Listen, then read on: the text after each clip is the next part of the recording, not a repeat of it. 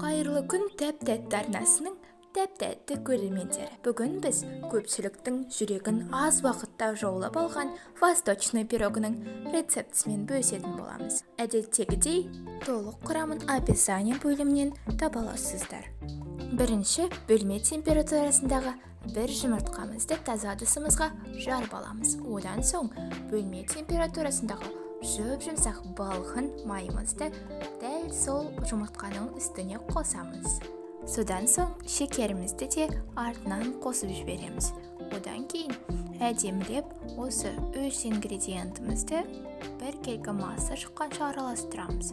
Егер де сіздің уақытыңыз тапшы болса, бірден миксерлей беруге де болады. Сізге міндетті түрде 2 минуттан артық не кем жасауларыңызға болмайды.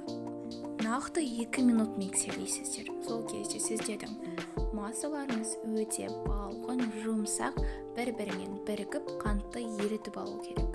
Содан соң ұнымызды міндетті түрде үккіштен өткізіп аламыз. Оның үстіне қопсытқышымызды қосып, сидадан өткізіп аламыз. Содан соң тағы да миксермен араластырамыз. Оны кішкене бір-екі рет айналдырып аласыздар, себебі ұн жан-жағына шашырамас үшін. Одан кейін видеода көрсетілгендей болып, қамыр бір-біріне жұмсақ болып жабысқанша араластырамыз. Және де мен мына видеода лопатканың көмегімен де жасасаңыздар да болады, мен секілді. Егер сіздерде лопатка болмаса, немесе ыңғайсыз болса, қолмен де қамырды илей берсеңіз болады. Және де ол қамыр эластичный, қолға жағымды. Мына видеода көрсетілгендей жұмсақ қолды басқан кезде ізі қалып қоятындай қамыр шығу керек. Және де ол қамырды полиэтиленовый пакетке салып бір бұрышқа қойып қоямыз. Ал біз бұл уақытта біздің сухофруктыларды кесіп дайындап қоямыз. Осы видеодағындай дән кептірілген жемістерді міндетті түрде алудың қажеті жоқ. Сіздер өздеріңізге ұнайтын дәндерді таңдап алсаңыздар болады. Ал мен өзіме ұнайтындарды таңдап алдым.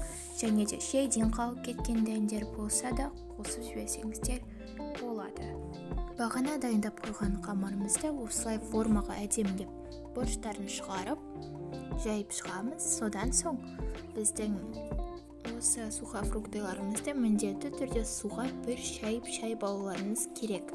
Себебі оларда көрінбейтін микробтар болады. Сондықтан абайлап алған жемістеріңізді міндетті түрде жуып жеңіздер.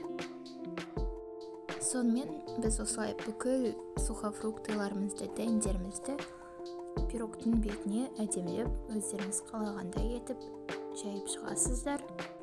Барлық дәндерімізді салып болғаннан кейін пирогымыздың бетін әдемілеп тегістеп шығамыз. Және де бұл тегістеп болғаннан соң қойылған сүтімізді, яғни сгущенкамызды құйып, артынан тегістеп алсаңыздар да керемет болып кетеді. Лопатканың көмегімен видеодағындай етіп бүкіл жеріне апарамыз. Пирогымызды пешке салып, дәл осындай дәмді, тәп-тәтті пирог шығады деп кім ойлаған? Енді бұл пирог менің отбасымның барлығына және де қонақтарға да өте қатты ұнады деп 100% сеніммен айта аламын. Сіздер де өз жақындарыңызға дәл осындай восточный пирог жасап қуантасыздар деген сенімдемін. Сөздермен бірге болған тәп-тәтті айдары астарыңыз дәмді болсын.